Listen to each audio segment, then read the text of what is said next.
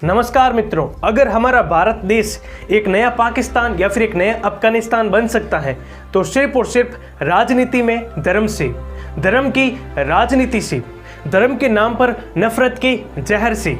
और अब एक नया ट्रेंड चल रहा है, शिक्षा में धर्म का जहर। आप ये वीडियो देख सकते हैं। तो ये किसी के हमदर्द नहीं है, ये बस हिजाब का बहाना बना रहे हैं क्योंकि इज्जत नफ्स किसी शख्स की महफूज नहीं है। यहाँ अपने ही निगहबानों से डर लगता है। When we had joined the college first,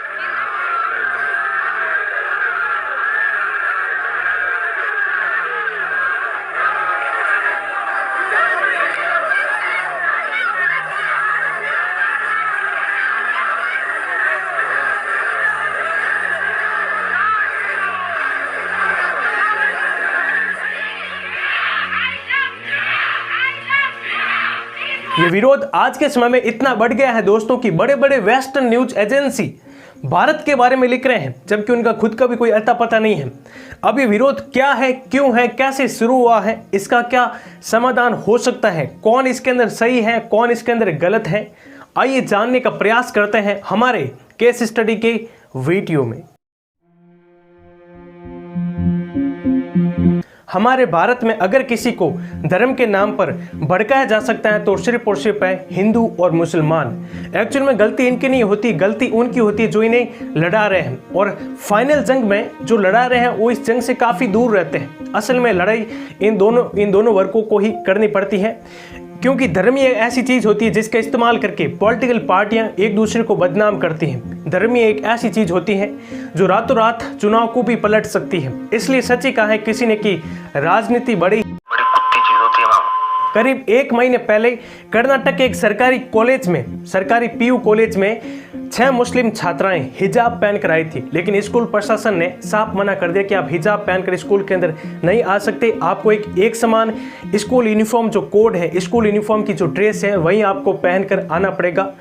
तो फिर छात्रों ने कहा ऐसे कैसे हो सकता है, क्योंकि हमारा संविधान है, जो संविधान का आर्टिकल है 14 और 25 ये हमें इजाज़त देता है। हमें एसेंशियल रिलीजियस प्रैक्टिस करने का अधिकार है। सरल शब्दों में कहे तो हमें अपने धर्म की पालना करने का अधिकार है। ये मामला और आगे बढ़ा और इसके बाद में 40 लड़कियां हिजाब पहनकर आती हैं कॉलेज में, लेकिन उन्हें एंट्री नहीं मिलती है यहाँ पर।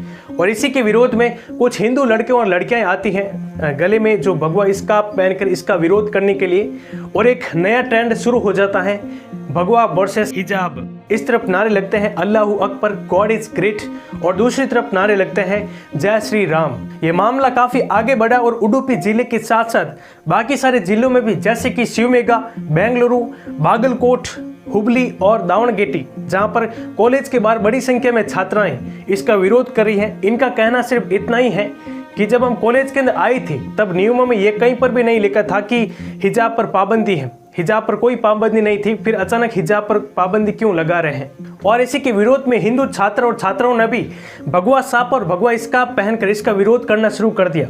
इनका कहना भी सिर्फ इतना ही है कि अगर ये बुर्का और हिजाब पहनकर आ सकते हैं तो हम भी क्यों नहीं भगवा स्कार्फ और भगवा साफा पहनकर आ सकते हैं, हम भी पहनकर आ सकते हैं।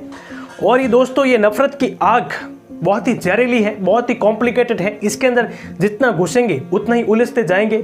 आपको मैं एक क्लियर कट मुद्दा बताता हूँ। जैसे कि आपको पता होगा कि आर्मी के अंदर सिखों को अपने सर पर पगड़ी पहनने का अधिकार है, लेकिन आर्मी के अंदर मुसलमानों को दाढ़ी रखने का अधिकार क्यों नहीं है? इसका मैं आपको रीजन बताता हूँ। जब हमारा भारत का संविधान बन रहा था ना, तो भारत के संविधान जब बन रहा था तो सिखों ने इसका एक स्पेशल प्रोविजन बनाने की मांग की थी कि हमारे लिए एक स्पेशल प्रोविजन बने कि हम सर पर पगड़ी रख सकते हैं और कृपाल भी रख सकते हैं अगर ज़रूरी है। कुछ लोग रखते हैं, कुछ लोग नहीं रखते हैं। इसका कारण यह है दोस्तों कि सिखों का मानना है कि अगर हम पगड़ी नहीं पहनेंगे तो हमारा जो धर्म है वो नष्ट हो जाएगा, हमारे धर्म का अंत हो जाएगा। हमें अपनी धर्म का पालना करने का अधिकार है, क्योंकि ये हमारे एसेंशियल रिलीजियस प्रैक्टिस करने का अधिकार है। बोले तो अपनी धर्म की पालना करने की अनिवार्यता बोल सकती हूँ, या फिर अति महत्वपूर्ण धार्मिक अधिकार बोल सकते हो इसे। आर्टिकल 25 इसकी इजाज़त देता है, जबकि मुसलमानों के लिए ऐसा कहीं पर भी नहीं लिखा है, न संविधान में लिखा है और न ही सुप्रीम कोर्ट ने कहा है। तो मेन मुद्दा यही है। लेकिन हाँ, आप इतना कह सकते हो कि मुसलमान नमाज पढ़ सकते हैं, मुसलमान को नमाज पढ़ने से कोई नहीं रोक सकता, क्योंकि ये उनका एसेंशियल रिलीजियस प्रैक्टिस करने का अधिकार है, बोले तो अति महत्वपूर्ण धार्मिक अधिकार है। लेकिन अगर वही मुसलमान किसी सड़क पर नमाज पढ़ने लग जाए तो पुलिस या फिर प्रशासन उसे रोकेगी, क्योंकि ये जो पब्लिक के रूल एंड रेगुलेशन को तोड़ रही है।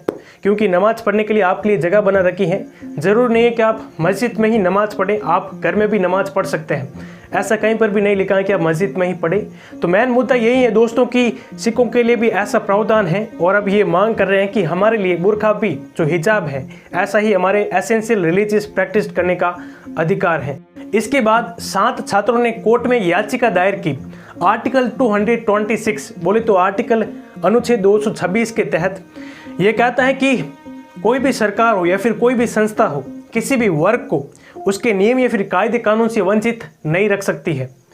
और इसी के फैसले में, इसी के जवाब में जो जस्टिस है कृष्ण दीक्षित, उन्होंने कहा है कि हम किसी के जज्बात में आकर फैसले नहीं लेंगे, हम इस मुद्दे को कानून की रोशनी में देखेंगे और क्या मुद्दा है इसके बारे में जो डिटेल में डिस्कस करेंगे। इसके बाद हम आपको बताएंगे कि क्या इसके लिए वर्डिक्ट होना चाहिए, इसके लिए क्या निर्णय होना चाहिए, क्योंकि हमारे लिए भारत का संविधान ही भगवत गीता से ऊपर है। अब इसके बारे में दोस्तों क्या निर्णय आता है, क्या वर्डिक्ट आता है, आप इसके बारे में सुन लेना कोर्ट क्या कहता है। इसके बाद राज्य के सभी स्कूल और कॉलेजों को 3 दिन के लिए बंद कर दिया जाता है और वहाँ पर धारा 144 लगा दी जाती है, जिसके तहत 4 से ज़्यादा लोग एक ही जगह पर खड़े नहीं रह सकते। अगर वहाँ पर एक भीड़ होगी तो वहाँ पर सीधी पड़ेगी पुलिस की लाठी, पहले ही दूर हो जाना। और यहाँ पर असल में मुद्दा दोस्तों 2 चीज़ों का है।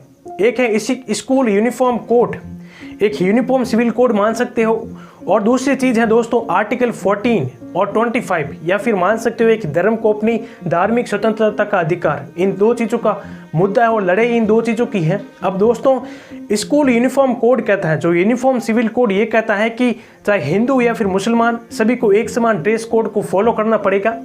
और इससे पहले एक कर्नाटका में एजुकेशन एक्ट बना था 1983, सेक्शन 133 पार्ट 2 ये कहता है कि आपको समानता से शिक्षा ग्रहण करने का अधिकार है। लेकिन ये भाई साहब हिजाब विजाब नहीं चलेगा, क्योंकि इससे होगा क्या कि इससे बच्चों में एक तनाव पैदा होगा धर्म के नाम पर, एक धर्म के नाम पर एक मुद्दा होगा, एक धर्म के नाम पर एक विवाद खड़ा होगा। वहीं पर स्कूल और कॉलेज के प्रिंसिपल का मानना है कि शिक्षा एक विद्या का मंदिर है, यहाँ पर सिर्फ और सिर्फ समानता से शिक्षा ग्रहण करनी चाहिए। यहाँ पर किसी को भी अपने धर्म के नाम पर कपड़े पहनकर आने की कोई इजाज़त नहीं है।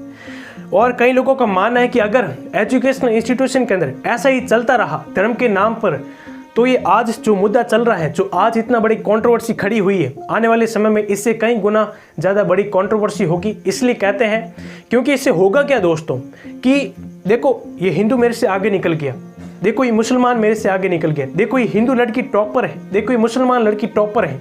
एक शिक्षा के मंदिर के अंदर ऐसे धर्म के नाम पर बातें करना जो भी कभी कदापि सहनीय नहीं होगी। इसलिए कहते हैं दोस्तों कि इसका एकमात्र समाधान यही है, वे लोग कहते हैं कि इसका एकमात्र सॉल्यूशन यही है कि स्कूल के ड्रेस कोड को पहनो और मस्त रहो। आप बाहर भले ही कुछ भी पहन लेना, लेकिन स्कूल के अंदर, कॉलेज के अंदर यूनिफॉर्म सिविल कोड ही चलेगा। और दूसरा मुद्दा यह है दोस्तों, दूसरी चीज़ यह है दोस्तों कि हमारे भारत के संविधान का आर्टिकल 14 और 25 ये कहता है कि आपको धर्म की पालना करने का अधिकार है। और अब मैं आपको बहुत ही शानदार चीज़ बताने वाला हूँ।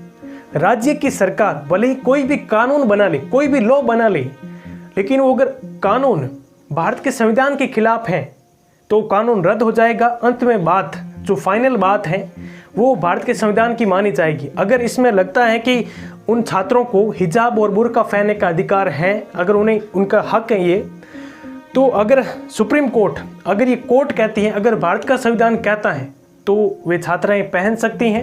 अंत में जो फाइनल वर्डिक्ट है, जो अंत में डिसीजन है, वो कोर्ट का ही माना जाएगा। आप कल या परसों में जो न्यूज़पेपर में आई खबर को पढ़ लेना।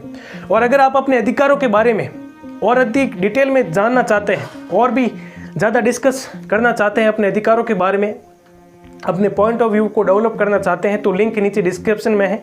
मैंने भारतीय संविधान के बारे में बहुत ही शानदार डॉक्यूमेंट्री बना रखी है। आपको एक सोचने का एक अलग ही नज़रिया मिलेगा। तो लिंक नीचे डिस्क्रिप्शन में है। और मैंने एक और सीरीज बनाई है, एक डॉक्यूमेंट्री बनाई है रसिया और यूक्रेन के हिस्ट्री के बारे में, लिंक नीचे डिस्क्रिप्शन में मिल जाएगी, देख सकते हो। मिलते हैं अगले किसी और वीडियो में, तब तक के लिए देखते रहिए द केडी राठौड़ शो।